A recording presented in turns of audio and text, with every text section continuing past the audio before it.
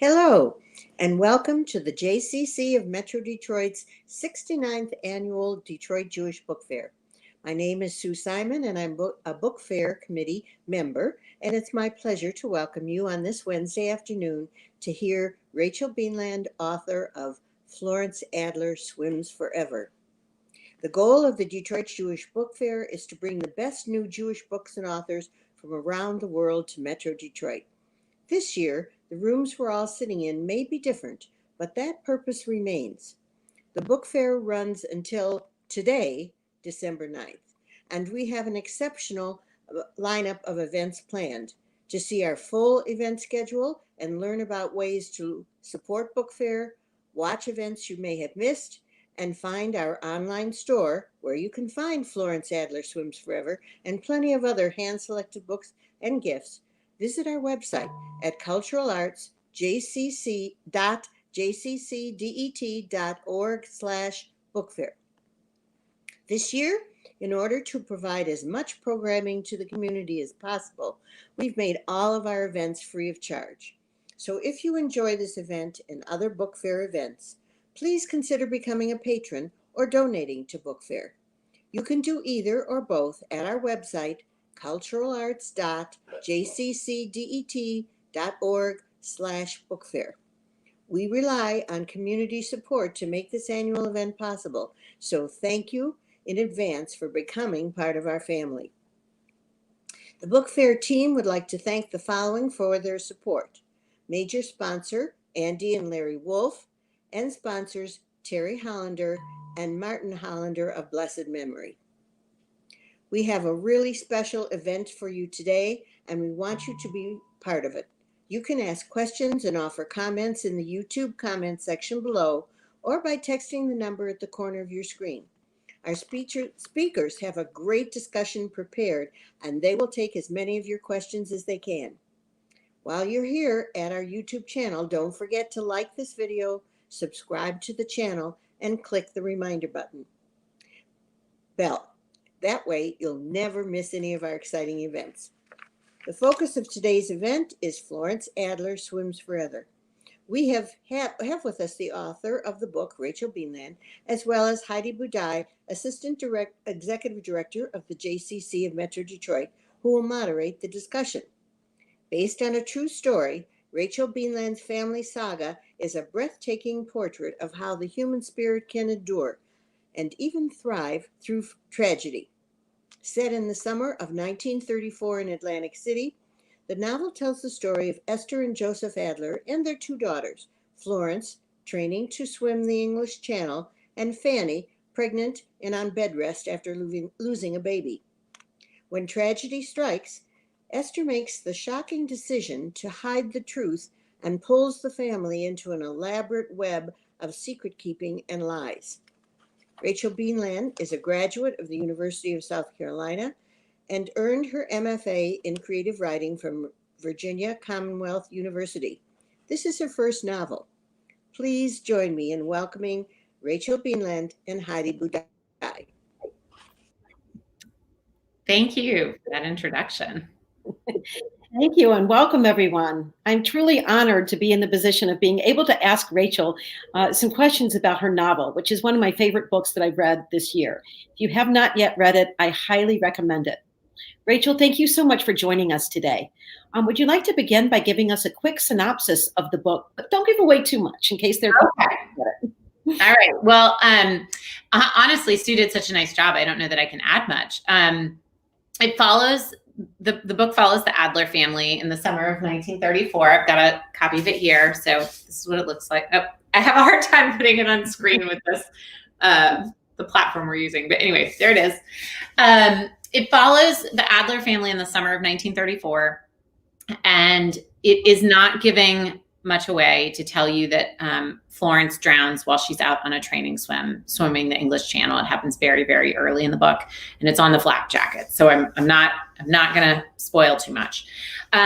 But she's, when she drowns, it of course throws the whole family into, complete turmoil. And what becomes so heartbreaking about the loss is that the family has to struggle to make this decision at the last minute. What do they do about Fanny, her older sister, who's in the hospital on bed rest? Fanny's lost a baby the summer before. She's having a difficult pregnancy. And her mother in particular, Esther, who's a very strong matriarch, decides that it would be, too risky for her to get this kind of bad news, in the final few months of her pregnancy. And so they basically decide, Esther spearheading the decision, not to tell Fanny that Florence has died. And so the story is really a story about the family. It follows not just the 5 members of the Adler family, but also 2 other people who are very close to the family, as they are kind of working through this over the course of the summer. So it's a book about grief, but it's also just a book about kind of what we'll do to protect the people we love. Is that the short synopsis? Well, thank you. That's interesting. And this book is loosely based on a true story that happened in your family. Would you tell us a little bit about the people in your family who inspired this story? Yeah. So I always grew up hearing the story of my great-great aunt, Florence Lowenthal, who drowned training to swim the English Channel. They, like the Adlers, they were living in Atlantic City. My grandmother and grandfather both grew up in Atlantic City. And one of my grandmother's earliest memories was witnessing her Aunt Florence's body be brought back up onto the beach after she had gone on this training swim. And my grandmother always said she remembered 2 things about that day. She remembered the red bathing cap that Florence was wearing, when her body was brought back up onto shore. And she remembered the sound of her grandmother's wails. And that decision, Esther's decision in the book, I'm just going to use people's character names as opposed to the family names because it gets too confusing. But Esther's decision to, keep that secret and keep her daughter's death from my great grandmother, who was the one who was pregnant in the hospital,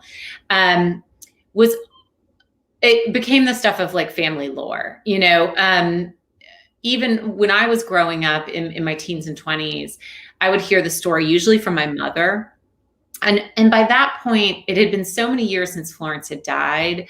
The story had kind of ceased to be about Florence's death in a way. I mean, we're talking, it had been maybe 60 years at that point. It had really become a story about Esther and about what a strong woman she must have been to be able to kind of make this split-second decision, but then also carry it out, to be able to walk into a hospital room and act like everything is fine, while visiting, you're visiting one daughter and never letting on that your other daughter has just died. The women in my family just kind of, I think, always thought that must have taken so much strength. And it became a real example of what to do if you truly loved someone and, were kind of thinking about their best interests. And I remember even as a young person thinking, I would hear the story and the women in my family were kind of universally on the same page with the fact that this had been the right thing to do. And I remember thinking, well, what if it wasn't the right thing to do? What if Fanny really deserved to know that her sister had died? And what if she would have done something differently? I don't know, it just seemed like such a big thing to keep from her.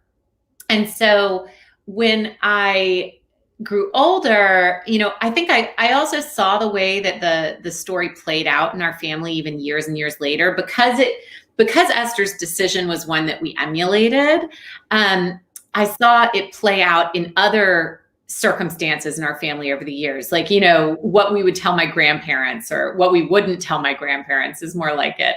And I just, as I got to the point where I was ready to bite off writing a novel, it seemed like such a natural topic to come back to, because for me, I didn't think there was a very clear right or wrong answer. There was so much moral ambiguity with the story. And so that became the bones of the book.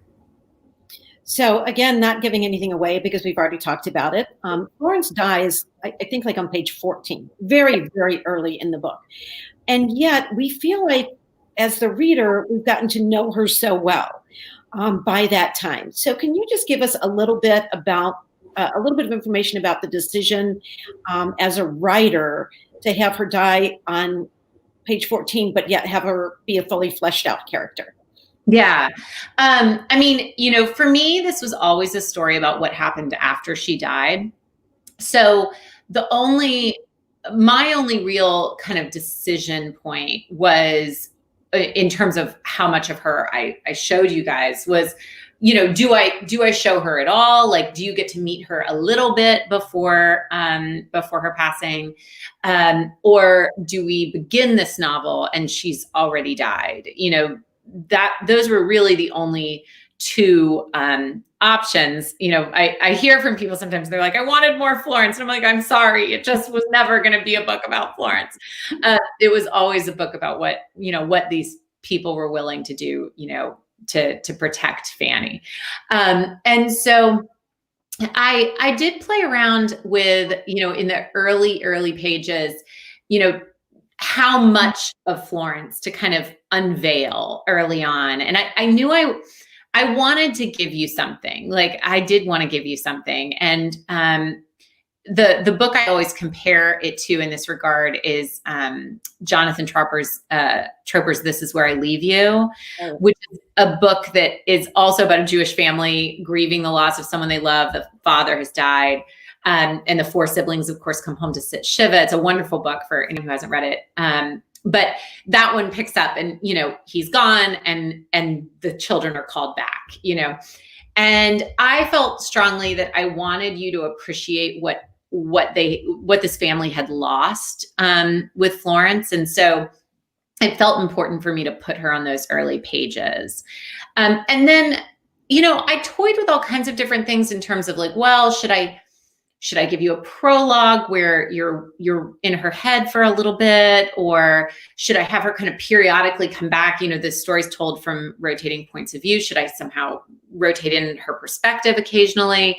That started to feel a little ghost-like. I wasn't really, going to go there. But what I ultimately decided was that if I really allowed her to kind of, if I allowed the people who loved her to remember her throughout the book, then she would get the chance to kind of live on in the book and exist throughout the whole novel. And I think that that's really, what I believe in general about, what happens when we die, and just this idea that we're not really gone until, the last person says our name. Like, Florence is very much a character in this book because there are so many people who love her and miss her.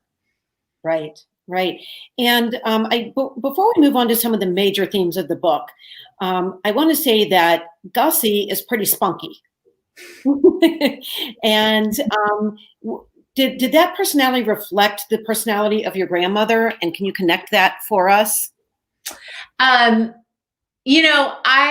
certainly don't know exactly what my grandmother was like as a small child, but I do know what she was like as, a 70, 80, 90-year-old woman. She lived to be 94. She had a wonderful life. She died in 2017 while I was writing this book, actually. And she had an incredibly rich life. She was very opinionated. She raised 5 kids. She 14 grandkids. She was her own matriarch. And I had a lot of fun envisioning what she would have been like as a kid. I knew she had spent a number of years alone in her childhood before she had siblings. And so, I imagined that would make her maybe a little bit spoiled before those sisters came along. I also, I'm the mother of 3 kids. So I think Gussie ends up being kind of an amalgamation of what I envisioned my grandmother might have been like, and then what my own daughter was like. So when I started writing the book, my eldest daughter was 8. And so, she became an inspiration, certainly. She's very, very spunky is one way of putting it.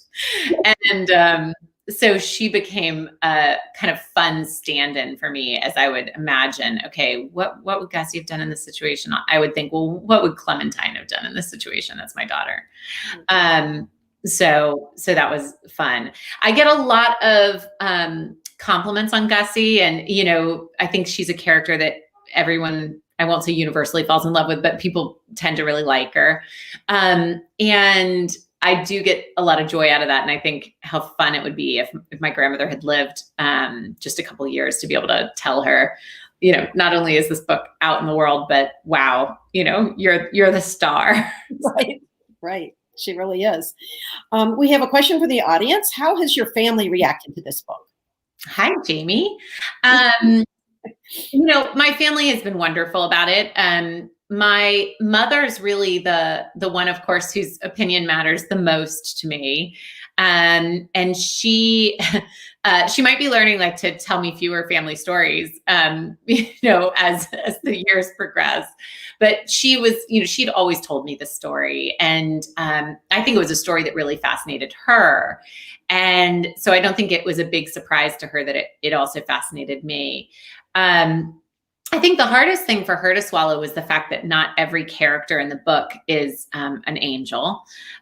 You know, I would be very surprised if the audience we're talking to today didn't have strong feelings about Isaac, for anyone who's read the book. Mm-hmm. And of course, Isaac is a work of fiction, but also Isaac is her grandfather, you know, my mother's grandfather. In the real life version of Isaac was her grandfather. So when she read the book for the first time, she's like, "What did you do to my grandfather?" But I said, you know, of course, like, you know, it's fiction. And also, you know, every story, I couldn't have given you a novel with 7 very highly likable characters. That just wouldn't have been much fun. So someone had to be a little less likable than others. And I think, you know, most stories need a good antagonist. So she said when she read the first draft of the story, I gave it to her, you know, before I waited until I had a full draft to let her read it. And she did say that it took her about 2/3 of the way through the book to forget that they were her family members and kind of really think of them as fictional characters. But then she did it. That's interesting. What about your cousins? Have you had some reaction from cousins and extended family? You know, one of the things that's really kind of funny is that what I've learned about the story, because I grew up thinking that the story was like universally known by, you know, cousins, aunts and uncles, you know, everybody. And what I kind of found out was that, so my mom's one of 5 children, and you know, there were 2 boys and 3 girls. And I think like stories like these, they must kind of have a way of working their way through the matriarchs, like, you know, the women tell these stories. Because I remember having a conversation with my cousin, Ben, who's a writer, while I was still working on the book, and I hadn't sold it, or, you know, it was a document on my laptop. And he asked me what I was working on. And I said, "Oh, you know, the family story about Florence Lowenthal's drowning." And he was like, "What?" And I was like, "What?" I said, "Ben, how do you not know that story?" Because it was just told to me so many times. But I think, you know, I don't know, I won't speak for all families, but I think in my family, the women are storytellers.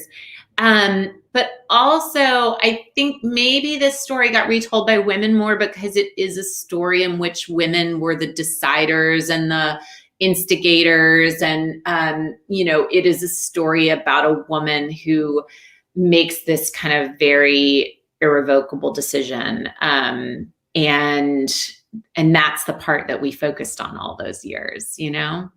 Oh. So I don't think it's like a story that universally kind of crept through like the generations. I think it really got retold a lot by the women. Interesting. I'd like to move on to talking about some of the major themes of the book. Mhm. So clearly one of the major themes of the book is secrets. And you've already touched on that a little bit by saying that it evokes the story and makes people think about how much you would do and how far you would go to protect those that you love, even keeping secrets from them. But the secret does in the book have some immediate ramifications. For example, in the relationship between the two sisters, for example, it has ramifications on the way that they were able to mourn Florence's death, and it really took over a lot of the book. So I would like for you to talk just a little bit about secrets and the effect that they had on the book and maybe even on your own family. Yeah. Well, let me think. I think what I was really interested in when it came to writing this book was not necessarily just, I think a lot of books are about secrets, right? Like it's kind of 101 of writing a novel, put a good secret in there. But what I was interested in with the story and as I wrote the novel was this idea of secret keeping for other people's benefit. I was doing a book club recently and someone was really funny. They were like, you keep saying secret keeping, but I keep thinking lies. I was like, well, tomato, tomato. But we'll stick with secret keeping. But I was really interested in this idea of, secret keeping for other people's benefit. Like when you perceive it to be a secret that does not benefit yourself. And that's kind of what I think of when I think of Esther keeping this secret from Fanny is it's a secret that really doesn't benefit her. She really is doing it with the best of intentions. Whether she's right to believe that it would affect the baby or affect, Fanny's pregnancy, who knows, but she believes it to be true and wants to protect her daughter and her daughter's unborn child.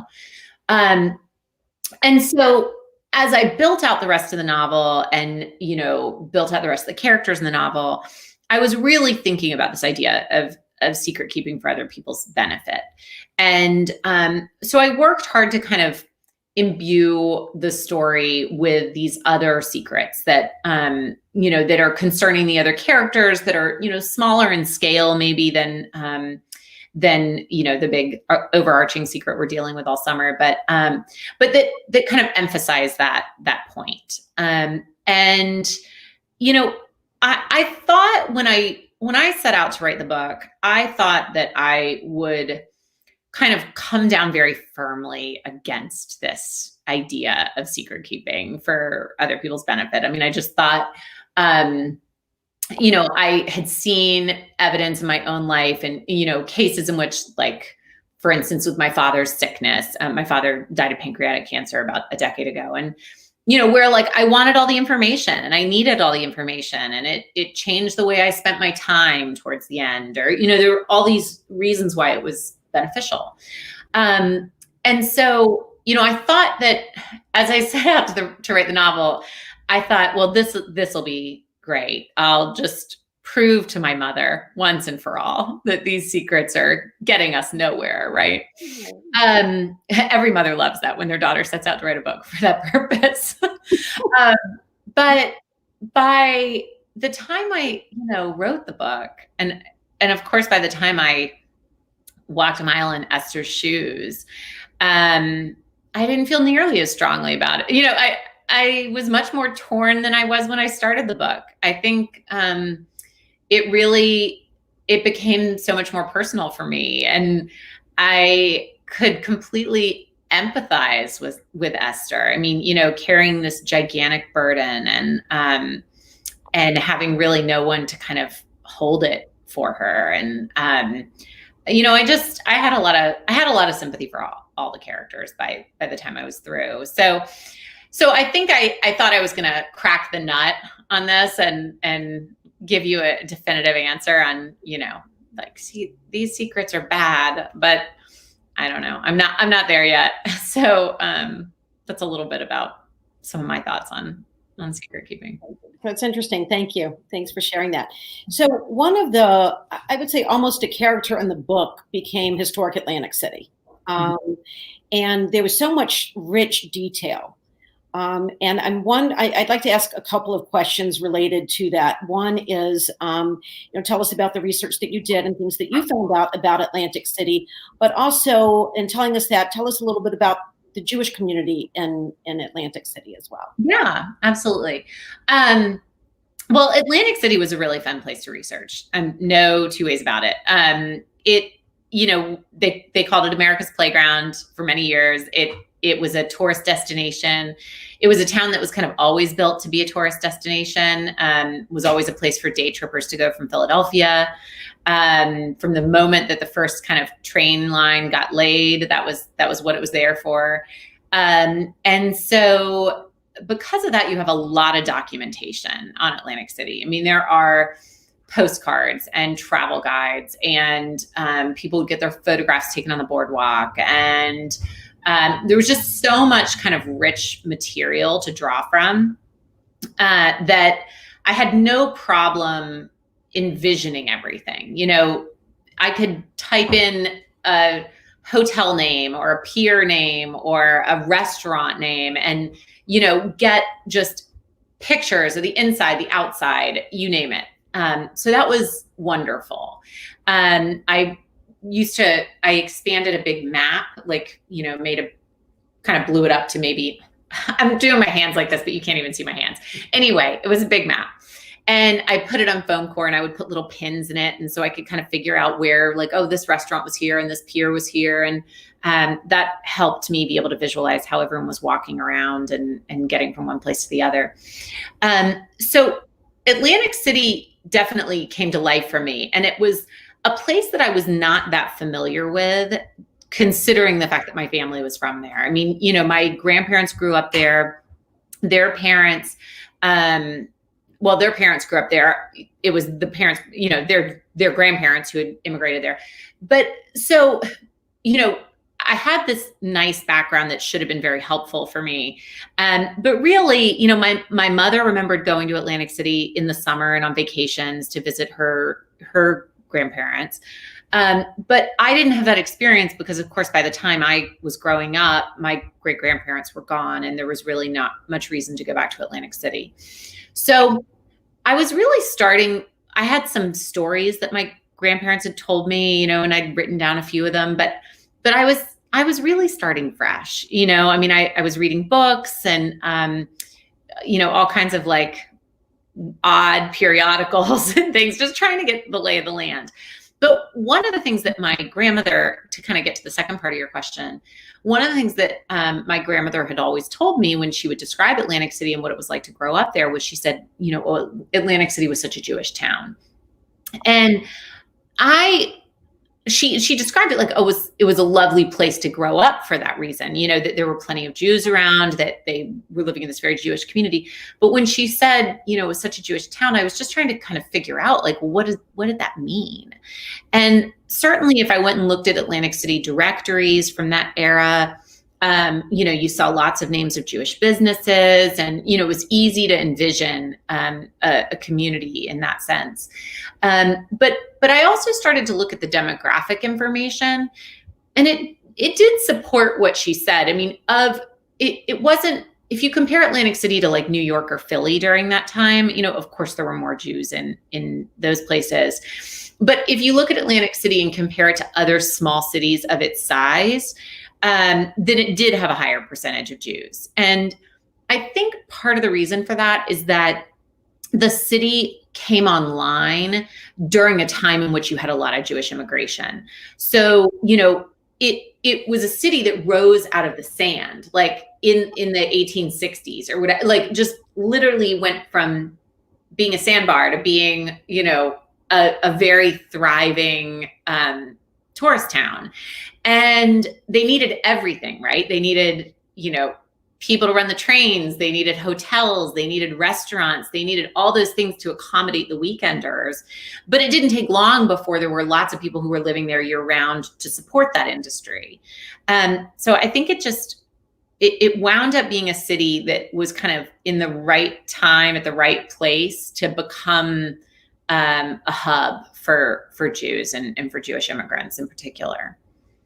And in the novel, you mentioned that one of the fancier hotels along the boardwalk is restricted, does not accept Jewish guests there. Did you find evidence of that in your research, or was that something that just is so typical of the time that you figured probably did happen?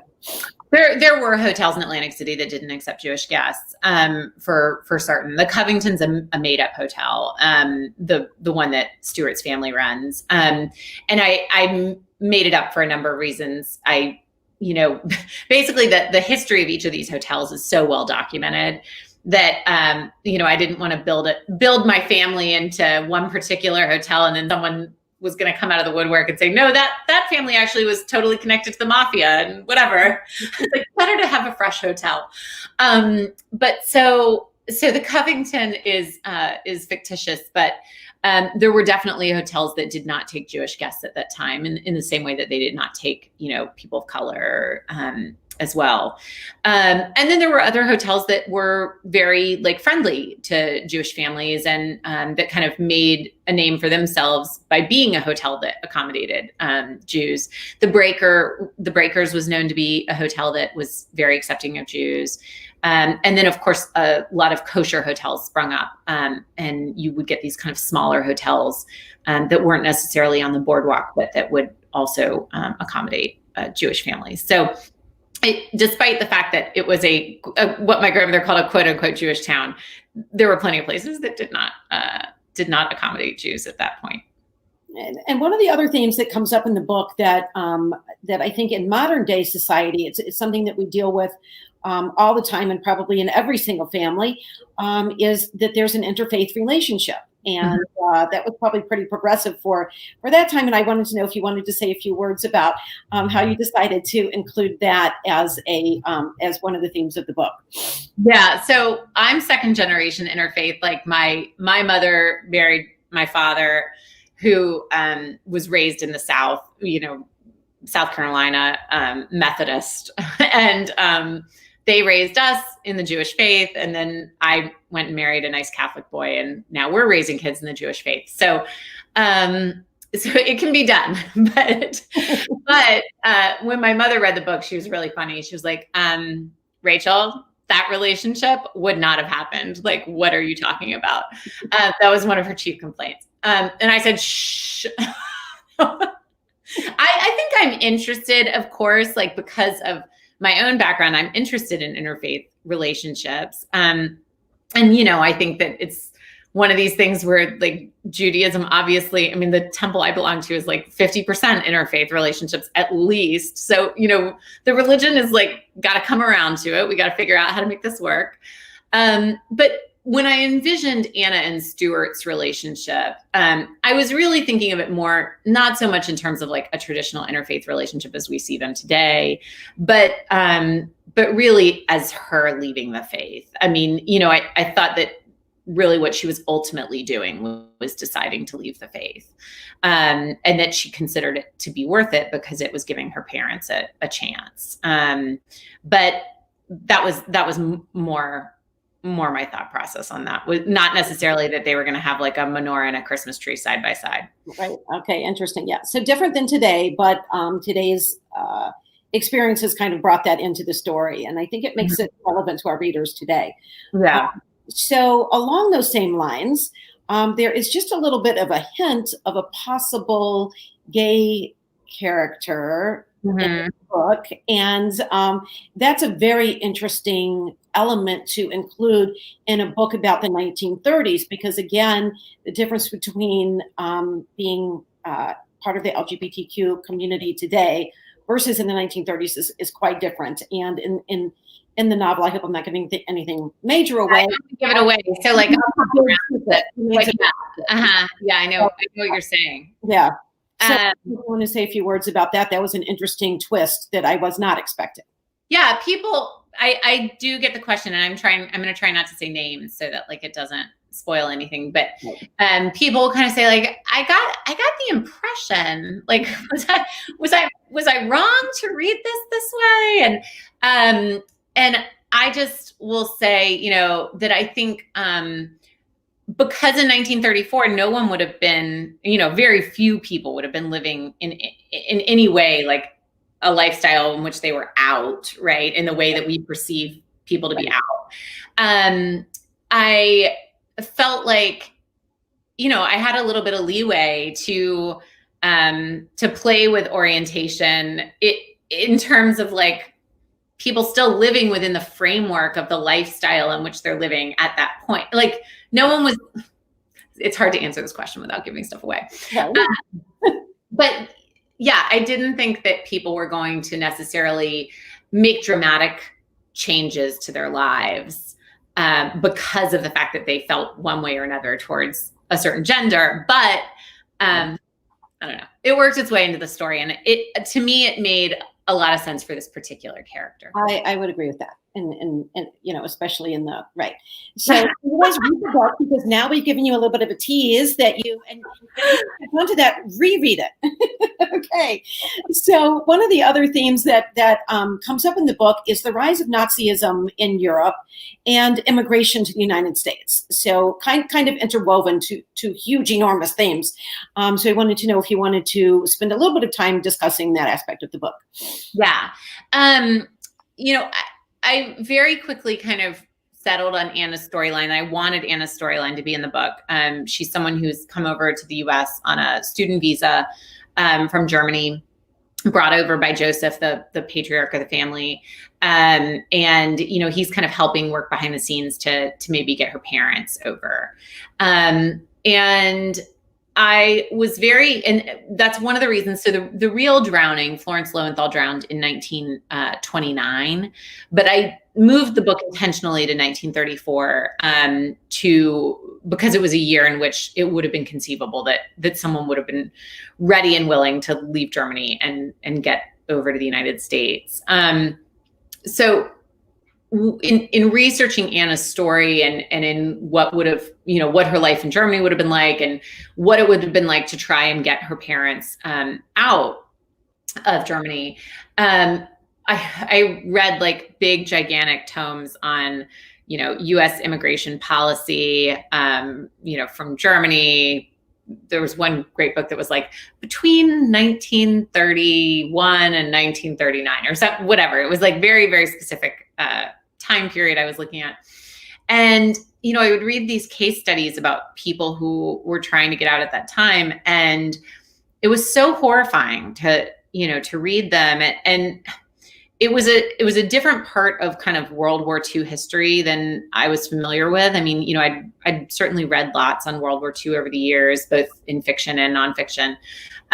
But just the sheer quantity of kind of like bureaucratic work and paper that needed to go from one place to the other.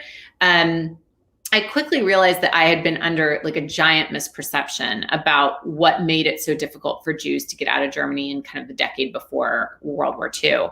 I had been thinking that it was, that what was so hard was that the Third Reich was in power and that they were, keeping Jews in Germany or not letting them leave.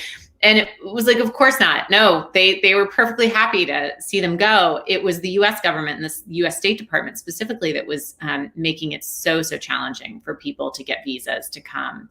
And, there were many years where we weren't even meeting our quotas. Like, we had quotas and we're not filling them because we were just sending people in circles, looking for papers, looking for more money, looking for, and the rules would change so people would go and they'd think they had everything they needed. Oh, no, you've got to go get that stamped in triplicate or whatever, it was, and maybe I was more interested in this than most people because I've adopted, so all three of my kids are adopted. And two of them are adopted internationally. So I had like kind of firsthand experience being the person running around trying to get all the right papers and like everything stamped and, notarized and whatever. So I had a lot of sympathy for kind of the bureaucratic part of getting someone into the country. And it was really just super eye-opening and of course, super heartbreaking. And I thought it was kind of an aspect of World War II history that many people are not familiar with. Right. I think that's true. We have a question from Brenda Brooke, who's our book fair chair. Thank you for all the work that you've done for such a wonderful book fair. We appreciate it. Brenda asks, this is your debut novel. How did you come to write it, and how did your life work experience influence you? Your life and work experience. Yeah, great. Thank you for the question. So I've always been a writer. Like first and foremost, I've always been a reader. But I've always enjoyed writing. I think I was maybe a little too practical in college. It never occurred to me that I could like study creative writing and become a novelist. It just did not cross my mind. And so I studied public relations, it was like within the journalism program at USC, in college, and art history was my fun major. And I always worked in PR and communications. So, for 15 years, basically, until last year. And on the side, I was always kind of writing so I was writing at work, press releases or website copy or whatever. And then I would wake up early in the morning and work on other stuff, whatever personal projects I wanted to work on. And so when I started working on the novel, I was in my mid-30s and I had my 3 kids and my full-time job, and I was a little crazy.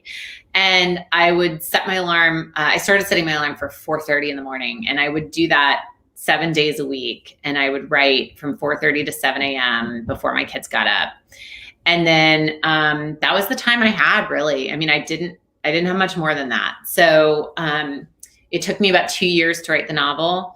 And I was super regimented about my schedule, and like I could kind of almost chart it out and say like, well, if I write this many pages a week, then, at this point in the future, I should have a book, right?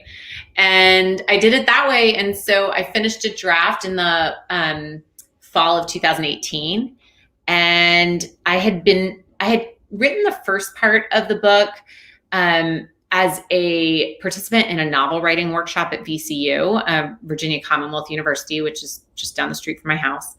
And there was I had a great professor there, Tom DeHaven, who had read early pages of the novel and loved it and was just super complimentary. And so he put me in touch with my agent, actually, who had graduated from the program, I don't know, 5 years ahead of me or something. So that was like a wonderful piece of kismet that just where like all the stars aligned. And, so I had this kind of draft of a book. And then one of the hardest things I think for authors is finding an agent. I think in many ways that's more challenging than selling the book. That's like the first big hurdle. And so I was super lucky to get Chad, my agent, on board, early. And then he took it out in January of 2019. And, it sold quickly and went to Simon & Schuster and, just was like a dream come true. And and then it was like a 17-month process to get to publication, So that when you're a first-time writer, you don't realize like how many steps there are in between like the day you put your pen down and say like, I'm all done. And then when it comes out into the world. But that's probably just the beginning. Right. Yeah. So many steps, an ungodly amount of steps. And of course, that's without any global pandemics in the mix. Right. Exactly. So Sue has a suggestion that we return to the theme of secrets and talk a little bit about how in the novel that affects the relationship between Florence and Fanny, and Fanny's anger toward her sister for not coming to visit her in the hospital. And would that possibly create guilt in Fanny once she realizes the truth? Right. Yeah. Poor Fanny. She's in for a world of hurt with everything that's going on in her life. But yeah, I mean, I was able to kind of play with that relationship with the sisters because of course, I was in a bit of a tricky spot, right? Like Fanny's in the hospital for 2 months and she's got to be wondering like, well, where's my sister? So I knew I needed some reason why the girls were not speaking or where it didn't seem completely out of the ordinary that Florence wouldn't have been by, especially considering the fact that they had been close at different points in their childhood. And so, that the kind of argument that they have early on, and the disagreement, the overarching kind of disagreement they have about the life choices they've made, and just the different kind of paths they're on, right? I mean, Florence is essentially living the path that Fanny didn't take. Fanny married young. One could argue she married the wrong person. Who knows? And so, she's kind of the foil in some ways to Florence, or like they're really each other's opposite in that regard. So I did have fun kind of playing with that relationship and playing it up in certain ways. I don't want to give too much away about the end, but it does come up at the end in another way. But anyway. Brenda has another question that we had talked about a little bit earlier before we came online, and that is, what are you working on now? Yeah, I'm working on something, so never fear. I'm not quite ready to talk about it, but it's historical, I'll say that. It is not a sequel to Florence Adler Swims Forever, which is a question I get a decent amount at this point.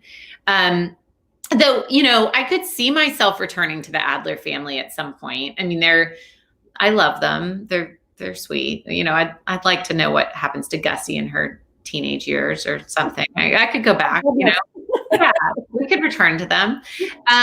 But I'm working on something different, and I hope you like it. Well, I think that you've got, besides me, I'm sure you have many, many fans in our audience, and we're very much looking forward to seeing what comes next, especially that with so much both critical acclaim and success with your first novel. And going back to your first novel, there are, I think, 7 characters in the book that each have their own voice. And we hear from them each in their own voice. And we hear from them multiple times throughout the book in their own voice. And as a writer, that seems very complicated. How did you keep all of that straight? It was complicated. Thank you for recognizing that fact. No, I'm joking. I think if I had really understood the extent to which it was complicated when I set out to write the book, I might have changed my mind on doing it that way. But I always wanted the story to be a book about grief. I mean, I knew it was going to be a book about grief, right? No matter what else the book was about, we were following a family in the months after they have lost a loved one. And so I knew it was going to be a book about grief. And I think, I always knew I would do it from multiple points of view. I was a little nervous to do it from multiple points of view, and I had to kind of be convinced it was okay to do it from multiple points of view. But it was always my inclination to do it that way. And the reason for that is because, I often will tell people that I don't think I could have written this book had I not lost my father. My father died when I was 29. I'm the oldest of 4 kids. So we were all kind of in our 20s, sprinkled down. My youngest sister is 21. And I think, we were a very close family. And so I think I would have told you before my father died that, if you'd asked me, well, how are you guys going to grieve? I would have said, oh, well, we're going to be together. We're going to come together, But what I, of course, realized as we were actually going through all the motions was that, everyone grieves in their own way, and everyone has their own timing. And, you might be having a really hard day, but your sibling's having a really okay day. And like, what are you going to do? Call them in your sweatpants from the sofa and bring them down with you? Like, it's kind of like you end up not relying on each other maybe quite as much as you thought you would, just because it is such an individual experience. And so I think what I realized pretty quickly about Florence Adler was that in structuring this book, if I didn't want to have you just completely depressed the whole time, being super sad about Florence, what I could do was rotate to different people's perspectives, And so then if one person's having a really hard day, we can move on to someone who's having a slightly less hard day. And I think that's that ability for me to move on and leave one character and pick up another is what does allow the book to have some level of lightness to it, you know, because I think, I mean, my goal was that while it is a book about grief, it is still a book that is comfortable to read and that, you know, is warm and is even at times funny, you know. And so I think that the rotating really, you know, allowed me to do that. Wow, it's interesting. It was an interesting way to structure the book, and it was an interesting way to experience the book. I think it really, for me at least, it really enriched the experience to be able to see it from the different points of view.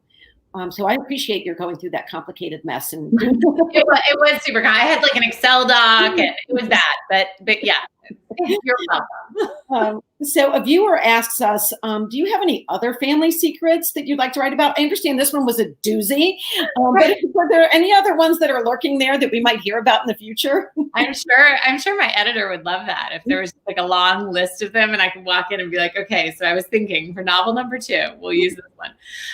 No, I mean, I think that was the biggest one right there. So I'm going to have to use other people's secrets for subsequent books, I think. So it looks like you might have some sunshine there in Virginia, but today is a really gloomy, you know, kind of typical winter day, cloudy and gray here in Detroit. And at the risk of kind of bringing down the mood here, I'm still going to forge forward with my next question, which is that the secret really affected the way that the family was able to mourn.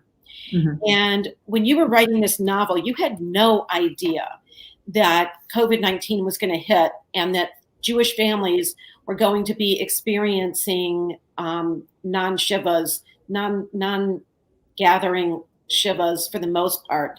And for many people, mourning alone, which is what this family chose to do in order to keep the secret. And I wanted you to just address that a little bit, because it flies so much in the face of what our faith gives to us at that time. And, mm-hmm. and they chose to give away that gift. And now we have people who don't have a choice in the way that they mourn. Yeah. I think that there is an element to this book that, you know, of course I could not have foreseen, like when I was writing it. But that is, there is some resonance with the book and our current moment. And, you know, I mean, books about grief, I guess, will never go out of fashion because, of course, we're always grieving something. But of course, this is like the year of grief. Like we're all grieving. Everyone's grieving collectively. You know, some people are, of course, grieving deeply personal losses, and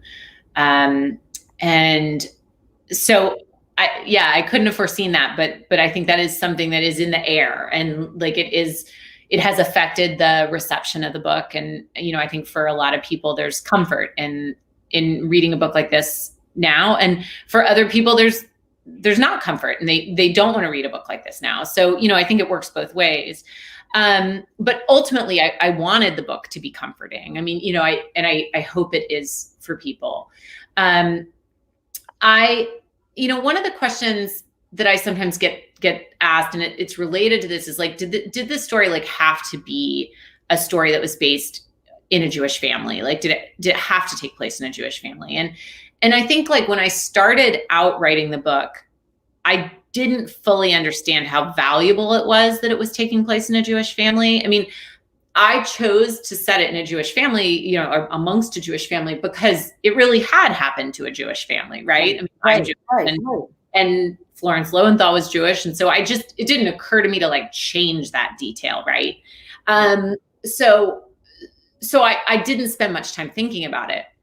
But after I wrote the book, and as I really started to kind of take a step back from it, I thought like, how perfect that they are Jewish, you know, because there is something about Judaism and the ways we mourn as a community that are different than other religions, and that do provide this like source of comfort, where we know reading the book, like that this family really is denying themselves they're denying themselves from something that would bring them great comfort potentially, right? And particularly you feel it like with Joseph, like he's looking for these kind of touchstones like in his life, and he's building them in when he can't find them in the places he would normally look. So it's like the Shiva chair, or the, drive to Highlands, or these different times that it comes up in the book. And so having taken like now, of course, a very large step away from the book, as I'm out just like promoting it and it's out in all of your hands. I do think it's like completely appropriate and perfect that the Adlers are a Jewish family, and that this did occur to them, because I think there's so much more there as a result of what they've been denied. Right. It's interesting. Iris is asking us, we talked a little bit about the reaction that your mom had to her grandfather's character. And Iris wants to know if there was any resemblance in your mother's grandfather to the fictional Isaac. No resemblance. So Isaac is fiction. He's fiction. But I see one question that Iris is asking about. Yes, this is another question, which is so Isaac really is fictitious. But the question about how did Fanny react? I think is a question that I get asked a lot. And and I won't say too much about how I end the book, but anyway, I do get asked that question. And the real answer is I don't know how my great grandmother reacted. And I think this is very true for the times. After this summer, after this happened, and they never spoke of it again. They just never spoke of it again. So the reason that the story kind of survived is that my grandmother was a little girl when it happened, and she told my mother, and my mother then told me. But the women who were kind of most closely connected to this experience, they put a lid on it. And it was something, I was talking to a family member recently, who's kind of distantly related to everyone. And she's more closely related to Florence Lowenthal. And she said, we knew never to bring up, if we went to, my great grandmother's house, we knew never to bring up a drowning, anything to do with Florence, anything to do. I mean, it was just, she did not say her name, after she died. So I think it was a different generation. It was everything was different. We talk so much more now. Right. So we have a couple of other good questions. Was Fanny actually in the hospital for 2 months? How long did they actually have to? 2 months. No, I said that. Okay. I'm a novelist. I'm allowed. Yes.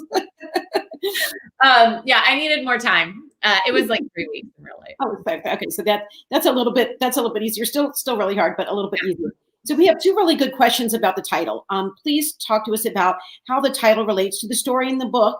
And we also, that I believe was from Iris, to discuss that. And Judy would like to know, did you come up with the title? Because it's really the perfect title for the book. Oh, thank you. I did come up with the title. And, I think I had the title about halfway through writing the book. And, as you know, who asked the question about the ways the title connects to the book? I can't remember now. That is just a viewer, actually. Okay. All right. So whoever you are, nameless viewer, you may have noticed reading the book that the title kind of like pops in a couple of times in the book. Florence has a notebook that she's keeping when she's training to swim the English Channel. And she writes on the front of the notebook, Florence Adler swims the Atlantic Ocean, or something, it right. With the same kind of phrasing. And then of course they get the society, Stuart and Anna induct Gussie into the society, which is really just a bid to keep her mouth shut. So it came up a couple of times, and once I had it in my head as a title, then I made sure, I was more careful with how I wove it in. But I had been kind of fully prepared. People had told me, Rachel, there are certain things when you're a first time author that you just you have no control over. And the sooner you learn this, the better. And one of those is of course cover. And one is the title of your book. It can change at any minute. And so I kind of kept waiting for that to happen. Like, when I signed with my agent, I thought, oh, maybe he'll make me change my title. And he loved the title, so it stayed. And then he sold it to my editor, and she loved the title, and it stayed. And even the people in sales and marketing and everyone always loved the title. So it just got to stay, which was great. That may never happen to me again in the rest of my career. So I'll take it. But yeah, I do love the title. I was very committed to having a title with a proper name in it, only because I have a hard time remembering phrases. And so, there are so many books with phrases as titles, and I do have a hard time remembering them also. So that's interesting. We have, I believe, time for this one last question, which, again, Iris, thank you for another great question. Was Fanny grateful that she didn't know, was the real Fanny, I'm assuming, not the fictional character, or both, grateful that she didn't know about her sister's death until after the baby was born? Or was she angry that they didn't tell her? I think she was grateful. So I don't know how she reacted, but from everything I've kind of heard afterwards and the way that the family, just put Esther's decision up on such a pedestal, I think that she was grateful. And the family basically has spent the last 90 years replicating that decision over and over again in various ways. We all believe that Esther did the right thing. Even those of us who spent 320 pages of a novel trying to get to the bottom of it. No, I don't know where I fall, actually, but yeah, so I think she kind of did understand, but I do think it was very painful for her, and she, was unable to talk about it. Yeah. I know that our time is approaching the end, but I do want to say that I think it's unusual for a first novel to have the amount of success that this has. And we, as recipients of that success, are so grateful that you are spending your time here with us today at the Detroit Jewish Book Fair. I do want to just, because we can't just totally skip over this, there is in your family a Detroit connection. So if you don't mind. Just hold on, I'm gonna pull up my phone to make sure I got my details here. So, okay, my mother lived in Detroit for off and on, in the 60s and 70s. All right. Do we want all the, so these were her two friends. If anyone knows her friends, I've got the names now. So Mimi Berry, now she's Mimi Siegel, was one of her good buds. Yeah. And then Jody Friedman was her other good bud. So my mom went to Hampton Elementary, right? That's right. Right. And then she went to Mumford High School for, I should say her name's Sarah Hanstein. Mumford High School for one semester. They were back and forth moving around with her dad's job. And she went to Temple Bethel. So if anyone, my mom would have graduated from high school she was born in 52. So graduated from high school in 70, right? Is that right? Yeah. Okay. So if anyone was in that confirmation class at Bethel, we might have a connection. Well, thank you. We always love to hear about those connections. Carol Weintraub-Vogel wants you to know that the book was great. She loved the title. It was perfectly written. And even though it was set in the 1930s, it was so contemporary and relevant today. And Jamie wants to remind us that Detroit is the center of the world. Yeah, see? That's where I was going with those connections. Exactly.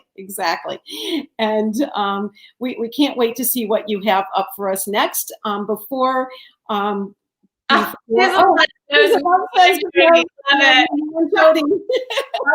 says hi.